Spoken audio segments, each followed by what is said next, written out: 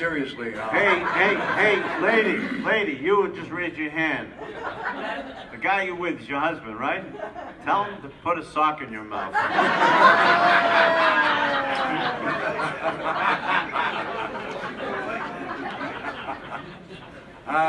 Let's see. You mean in the entertainment field? Whatever, your choice. God. You once told me about your gardener. You had a gardener that was really cool. A doctor? A gardener. Gardener.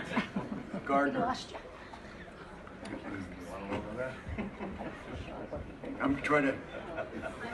I'm not really serious. I'm trying to think seriously about it. I think I'd like to have met Abraham Lincoln. I think that's probably the guy that I would like to have sat down and had a meal with. Right. Yeah, and I think one of the reasons is that he saw beyond the moment. I think God, now that you open that door, there's so many other people. There's so many other people, in the box. But they're singular people of a time that was important in our history. Right. And he was one of them. He was very, very important. Going to Washington D.C. and just standing in the aura of that incredible monument. Right. It's just amazing to see the calm, the serenity of truth. Right. And we're living in a world of bullshit now. So much bullshit. Left and right. And when you can get a guy that sees through all of it to see a larger picture, it's not just about the moment, is it? It's about, vision. And that guy had it. And I think we owe him that memory, we owe it a lot in this country. We don't give it a fair shake. We're too busy fighting among ourselves about who's right and who's wrong and who fucked up and who didn't. So this is Sunday morning. No. Sunday morning. That's it. Excuse me, gentlemen. Okay, his father was a Lutheran minister. That has nothing to do with anything. Well, it does. Oh, a little touchy there. Just because your father was a pagan. I'm not gonna rise. I'm not gonna rise to that. Even no matter what he does now, he's coming over here to say hello, say he's sorry, and ask my forgiveness. No effing way. Yeah, our paths crossed a few times. Absolutely. Sir. In working or just in... No, in the business. In New York. In New York. Early days. Yeah. Back when, say in the 60s. Back when cross-dressing wasn't such a bad thing. He had eyes for me. Sure. Who did the most of the driving? I'll let David answer that. Well, I did. I had a mask and the thing that I put on to, I had to do all his driving because he'd run into walls and things like that. So they trusted me. So I did all the driving. He was a brunette in those days. Paul did his own driving. A lot. The idea about the stunt people, they only did some, and finally we got run off the streets by LAPD in downtown Los Angeles because it was our playground, and we used to tear around that place. It didn't, and it was with no thought about people or other vehicles or lights or anything. And David's got the underwear to prove it. That's true. Yeah, it's up for sale, by the way. David, this is for you. You had a huge hit in the 70s with Don't Give Up on Us, Baby. Yeah, don't throw up on me, baby. Would you ever go back in the recording studio and do like a follow-up, maybe all three of you? Are you serious?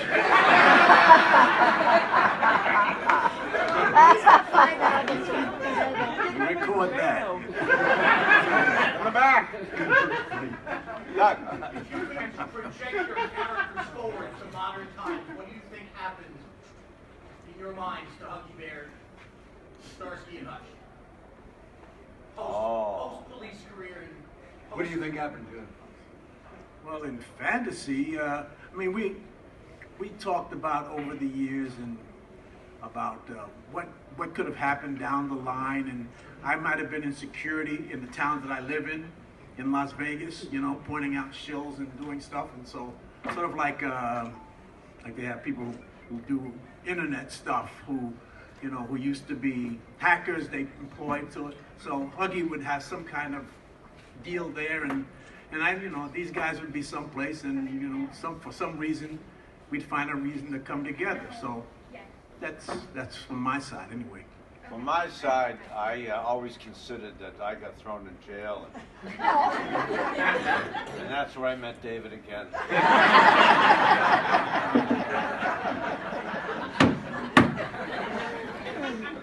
I was a guard at the prison. Yes, sir. It was great to see you guys in the remake. I just want to know, was it fun doing it with Ben Stiller? Yeah, I mean, we didn't do a hell of a lot with Ben or with Owen or Snoop, but it was fun. I hated it. Really. I hated the film. It didn't reflect the relationship at all. Too sarcastic. Fair. Yes. Yeah.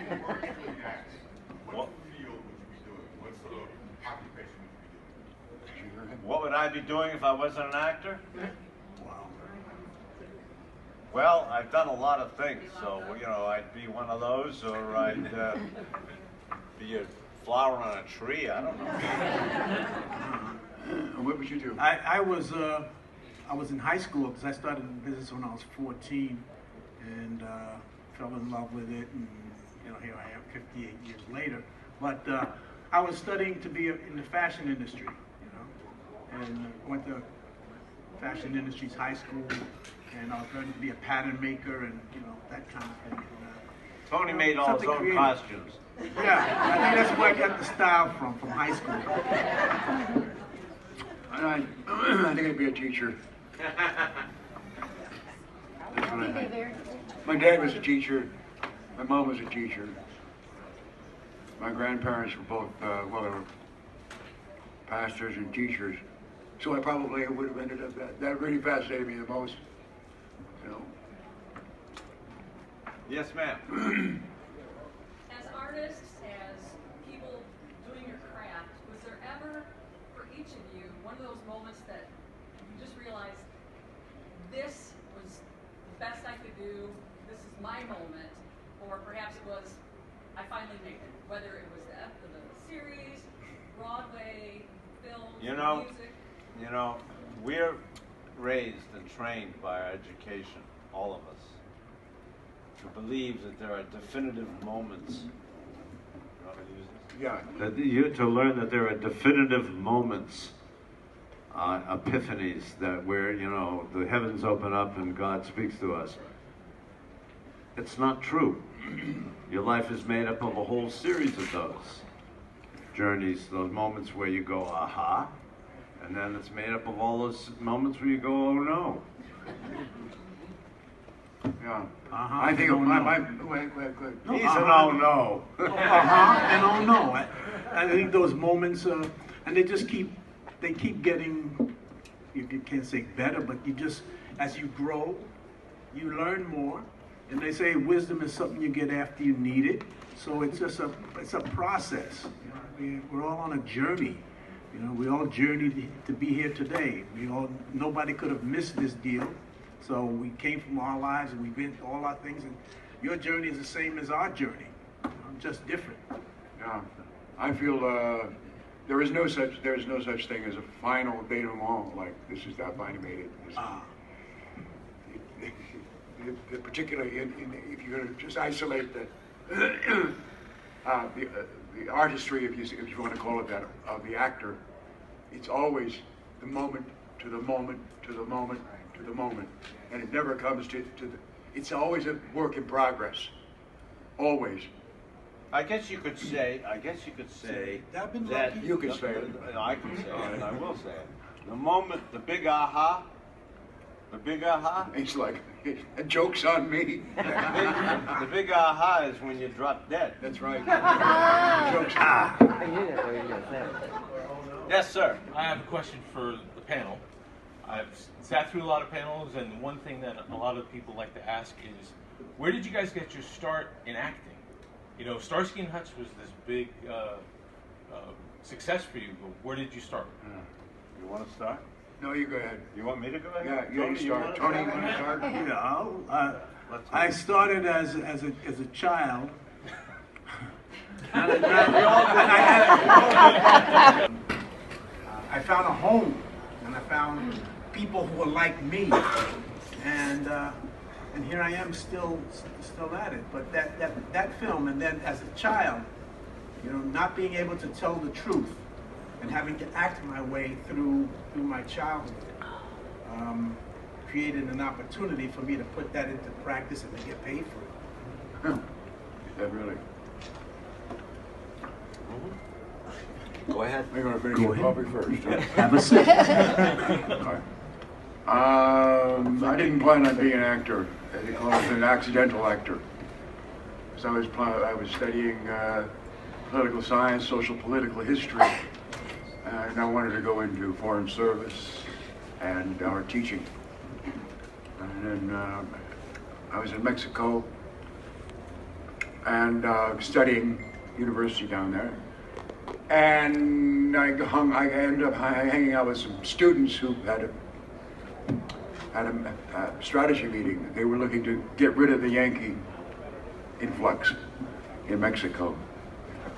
But that wasn't what was important. What was important was at the end of their meetings, they break out the guitars and they start singing Mexican folk songs. I loved it. They were great. And every Thursday night, they did this. And my brother and I would show up at this place called the Toulouse-Lautrec. There's a cafe down in the basement.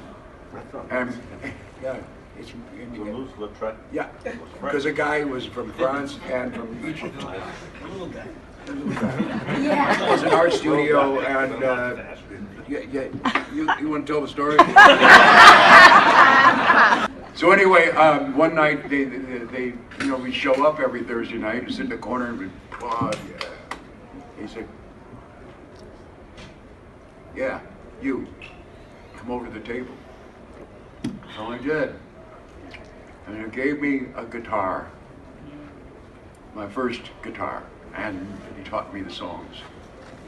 And when I got back to the States, it was right in the middle of the summer, and I couldn't get a summer job because all the summer jobs had been going, but I went into this little studio, this little place called the 10 O'Clock Scholar, which is a coffee house those days, about 1961 to 62, something like that.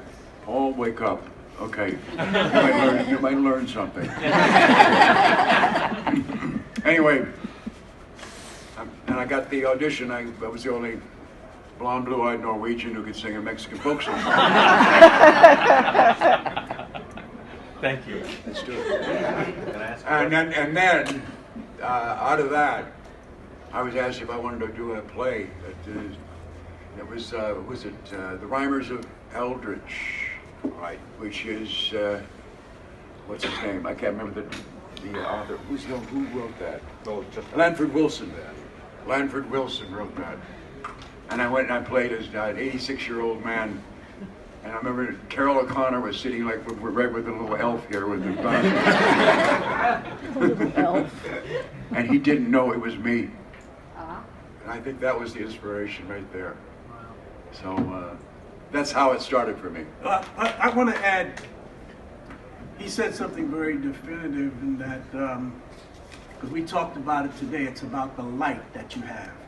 You know, when he said blonde, blue-eyed Norwegian, beautiful, beautiful man, you know, and that was one of the things that, you know, tell us a quick story about the bag on the head. See, I wasn't gonna say that. I'll say it. No, it was an improvement, wasn't it? Step on. You know, it got me Well, I think a lot of you already know this. Was it a number 6 or a number 7? I'll try to do this real quick, Paul.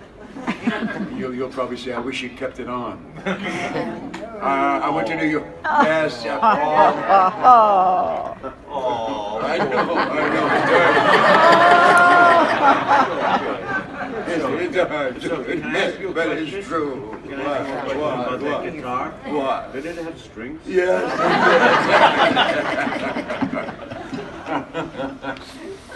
I'd sent my first tape that I ever made out of this 10 o'clock Scala.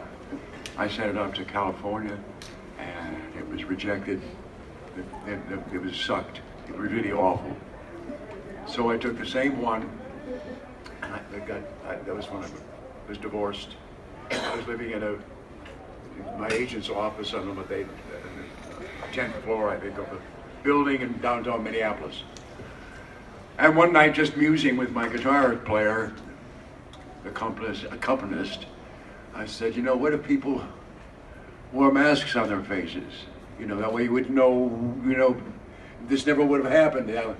I can't go into the whole explanation of what happened, but anyway, I thought, wow, wait a second. That's a good idea.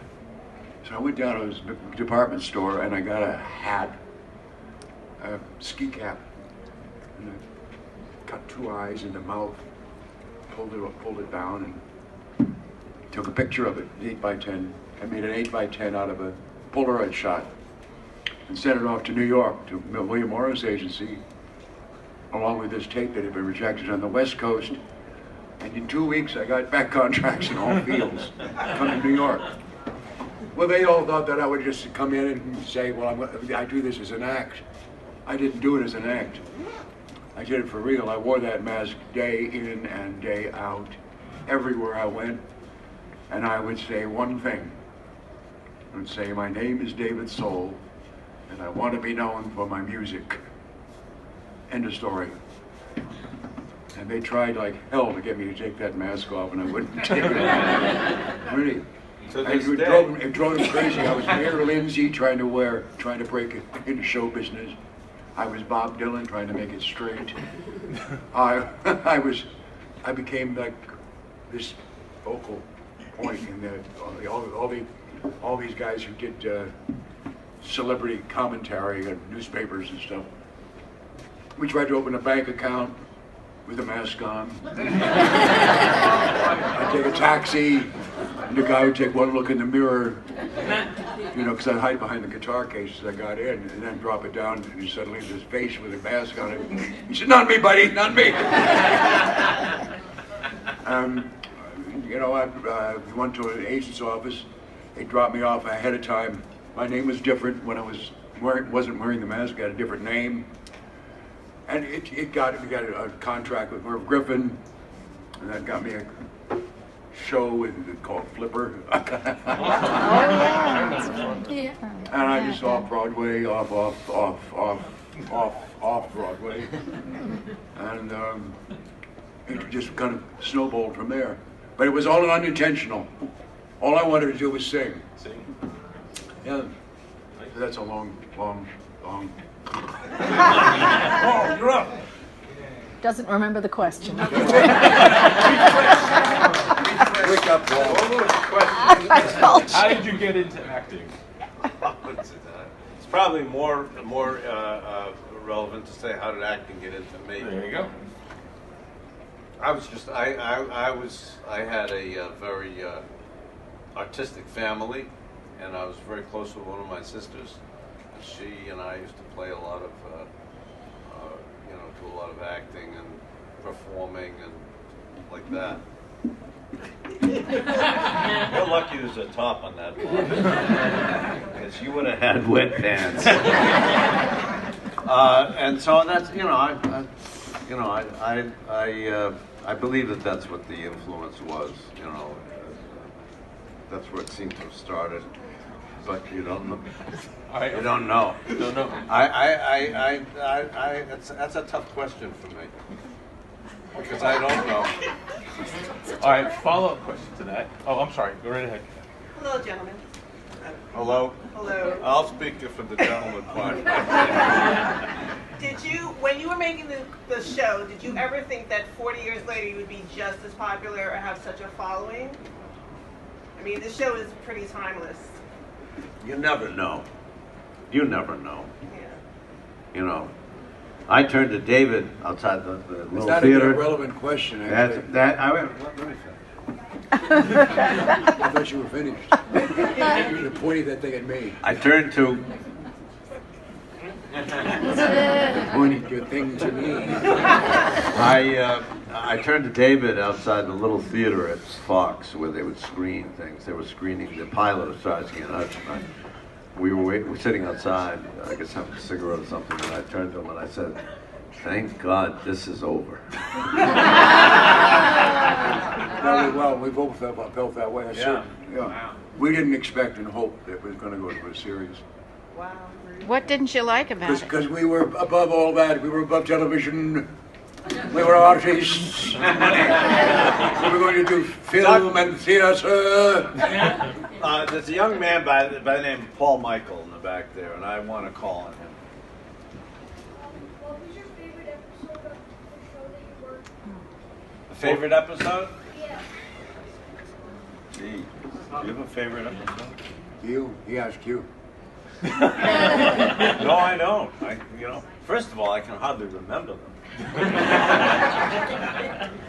You know, I think there were a lot of moments. I was just going to say the same thing. I mean, we just had a lot of moments, and it all blurs together because it all got, it's like, maybe when David would direct or I would direct, you'd have a little more sense of the totality of the particular episode you were working on. But by and large, it was, that was a good day. That was a terrible day.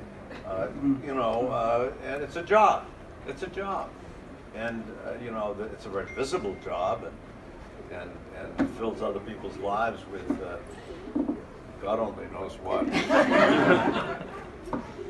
But and Paul rightfully, he said oftentimes, I want to work on my craft.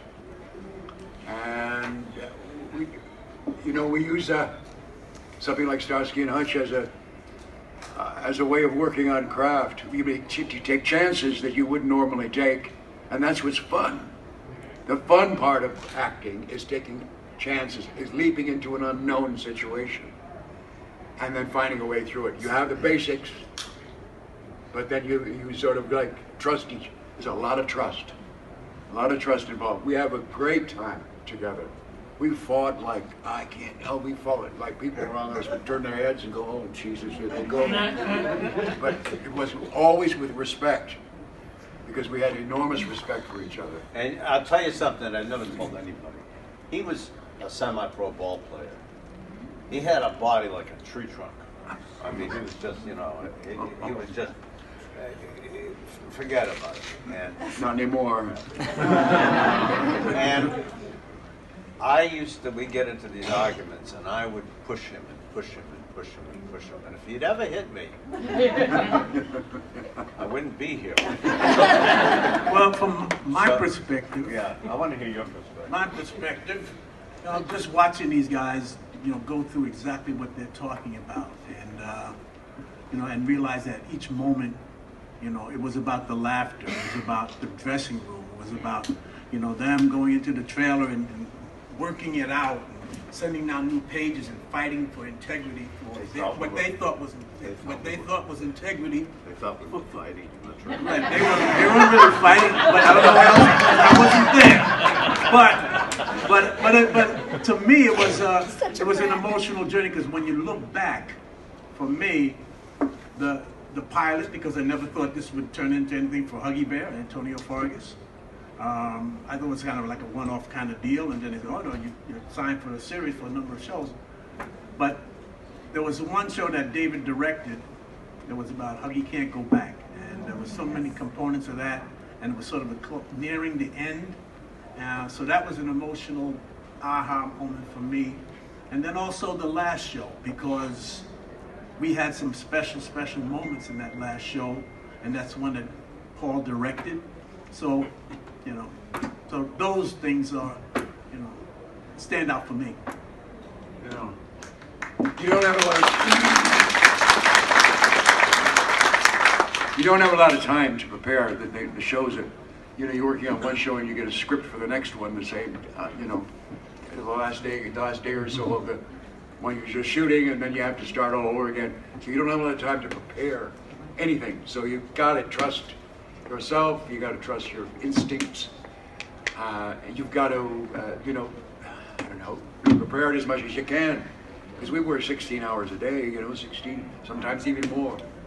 So, and then over the weekend, we used to meet with directors of the next episode while we were finishing up the one before. And we'd meet with them, going over the script and, you know, making adjustments and changes. And then, of course, we got on the set and we'd make more adjustments, more changes. And this is where the trust factor came into play. This is where we had a lot of fun, where we could make up things. You know, we did a lot of improvisational stuff, you know. That was really fun. The one show that I was able to spend some time personally preparing for was The Fix. I spent a lot of time in the rehab center and went through this whole thing. No, I didn't have to do that, thankfully. I didn't. I never touched that shit. I didn't. Yeah, all right, something. You mentioned The Fix. You know everybody loves The Fix. Well, the BBC, banned it. He wouldn't show it. Wow. Because it was too, it would influence the young people. There was a show once. I went to David. I said, hey, I just had an idea. Oh, he went to Christ. sleep immediately. And I said, I have an idea of how we could do a show and shoot it. We shot shows in 7 days. How we could shoot it in 3 days. Right? We shoot this in 3 days and we'd have 4 days off. So I told him the idea. He said, that's great, let's do it. So I went to the producers.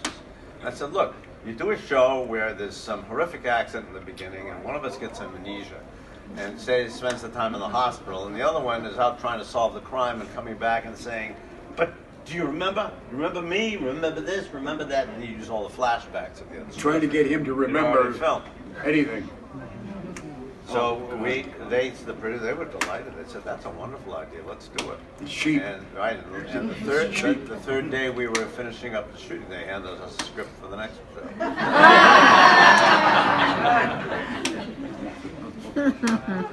Oh, we had some raucous, lovely, wonderfully funny.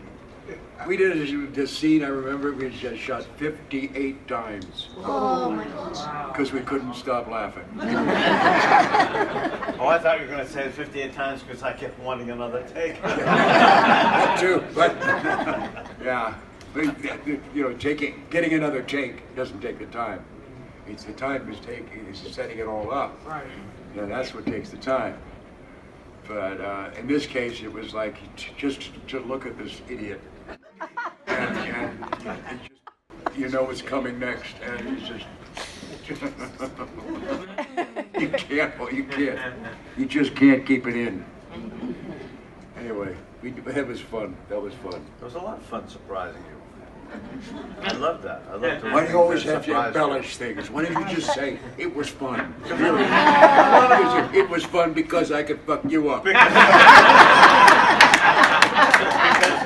I want to bathe in the glory of it.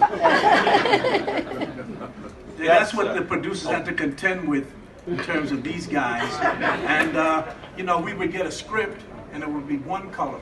By the end of the shoot, we'd have like a rainbow script. These are the things that, you know, worked out. So you have pink and green and yellow and white and orange and purple and some pages, you know. Paul, are you directing anything now? Or I'm sorry? Are you about to direct anything now, or are you currently directing something? I have a project that someone's expressed some interest in. It may happen, it may not. At this point in my life, it's, you know, thank you very much. Tell me when to roll the camera. You're an excellent director. Thank you very much. No. David's an excellent director, too. Yeah. Well, thank you. Yeah. I'm just curious, you know, as you know, today a season is only like 8 to 10 episodes, so you probably would have a lot more free time if you did it today. What was the average the average run of episodes per year? 25. 23, 22. Wow. Yeah. Number of episodes? Right. Yeah, 22. It's when we first started out, it was 26. Was it? Yeah. Really. And then they just keep cutting it back. Then it went down to 13. Yep. And then there's 10. And then there's 6. You know, any way they can cut costs to put more money in their pockets. And it used to be the networks would get behind their shows and stick with you and build an audience, build it. That's why it's still alive today, because people of your age and the 40s. All 50s. You old folks. All the wrinklies, they remember that as kids, and they grew up with it. But today, if it doesn't have, this is a success, it's gone. Gone like that. Corporate now, is that what it is? Yeah. Is it more corporate? It's a common thing. But that, I suppose that goes with the territory in the sense that there's a lot more outlets now. Then there was only 3. There's a lot more outlets, there's a lot more product, there's a lot shorter attention span because our wonderful government has decimated our educational process. People don't think anymore. They're They sheeple. don't sit there and go, oh, I want to make a choice. They're sheeple. Don't get me started. Yes, sir. David, your experience working with Clint Eastwood on Magnum Force, what was that like? What was it like? Yeah. San Francisco's wonderful. Was that before Starsky and Hutch? Yeah. 73, I think. It was as a result of that I got the job, or I was offered the part of Hutch. I didn't want to do Hutch at the beginning. I wanted to do Huggy Bear. You want to do not a bang. And he wanted to do a Hutch. Didn't work though. Sir. Yeah, David, Salem's Lot was great. If you could talk about that a little bit. Sound what? Salem's Lot. Salem's Lot. Now what about it? Scary as hell. You can always change channels,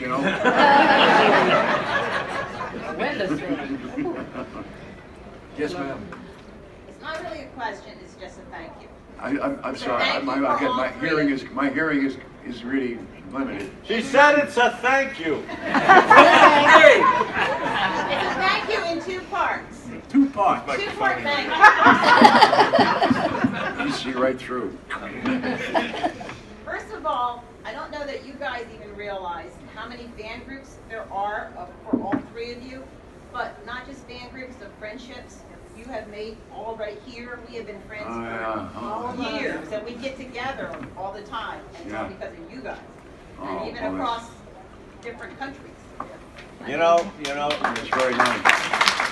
Thank you. I'd like to say something about that. This, don't you dare. I'm not going to. That's awful. The thing you're saying is so important because it's what we're all looking for in this life. We're looking for connection.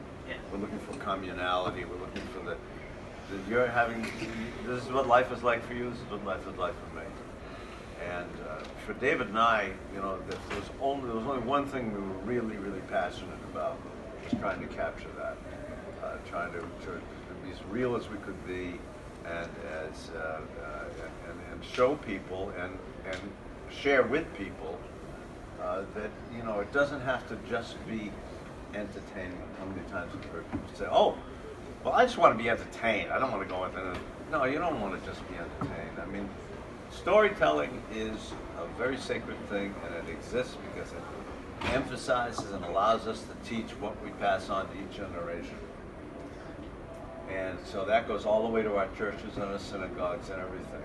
And that's why we all commune. We come together for that reason. So I appreciate you. Gentlemen, you have 5 minutes left. Well, it's up to you. We're on a roll. We're on a roll here. I got other people coming in. In the back. Star Trek. Did I?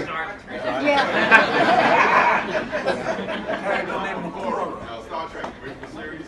How was she, huh? What? You know I'm not going to answer this one seriously, Hutch. What was the experience like with the makeup? He loved the makeup. Well, he always loved the makeup. Let me tell you, I just didn't like the hairstyle. I immediately switched to a different salon. No, I don't remember, my friend. It just was, you showed up at an ungodly hour and they threw all kinds of crap all over me and my body. They put this stupid platinum wig on. And, you know, I thought, you know, I was like, oh. But, you know, it was Star Trek and the girl was pretty. And, you know,